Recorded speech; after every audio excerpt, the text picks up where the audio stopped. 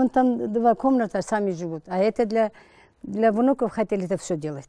Обидно же, конечно. Конечно, обидно. А там вообще жить нельзя. Это случилось на прошлой неделе. Вечером, сразу после ужина, в дом переселенцев из Таджикистана вдруг ворвалась толпа людей. Толпа там было 1000-1500 людей были здесь. Все шикарные машины остановили здесь. Самые хорошие шикарные машины были здесь. Что они думаешь, молодежи? Нет, они взрослые были. Да. 3 дня ночи не спали. В огороде с внуками спали мы. В огороде от них испугались.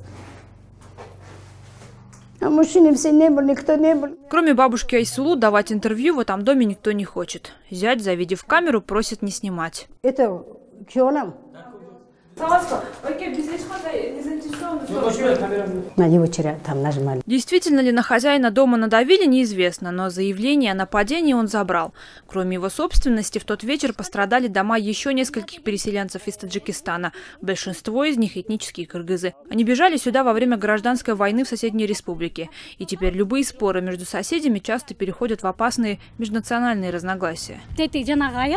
Вон та женщина, таджичка, обвиняет эту женщину-кыргызку из Жиргетала в том, что она якобы внесла раздор между кыргызами и таджиками.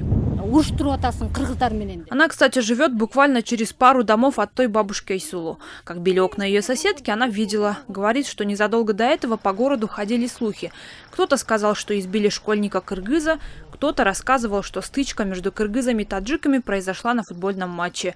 После того инцидента соседи не разговаривают вовсе. Вы живете на одной улице, а не на той стороне, вы на этой, всего через 2 дома. Неужели вы не хотите пойти и просто поговорить? Не снимайте, я не собираюсь с ним разговаривать. На самом деле началась вся история с банальной школьной драки, которую межнациональной назвать вообще нельзя. Между ними небольшая была стычка. Это не была драка, это не между кыргызами и не таджиками, это только было разногласие 2 подростков. Кто потом из взрослых решил раздуть историю, и как так вышло, что целый городок оказался на грани межнационального конфликта, власти объяснить не смогли. И даже более того, могли быть замешаны в этом сами. Что конкретно произошло-то? Давайте так сделаем.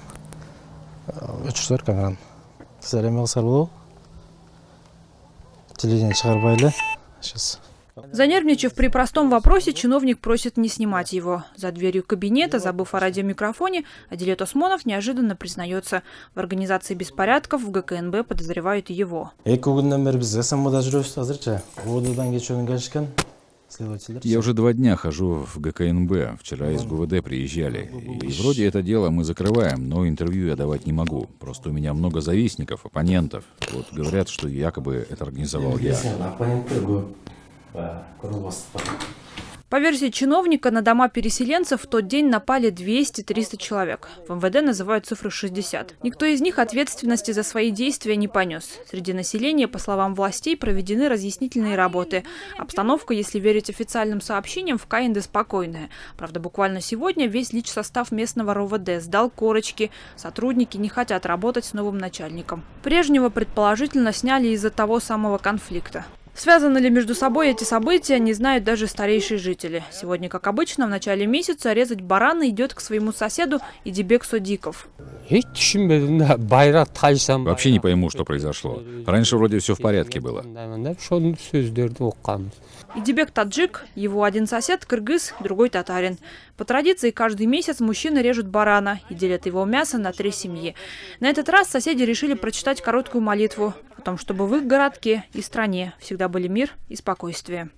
Дюбек Бегалиева, Азат Интымаков. Настоящее время. Бишкек, Кыргызстан.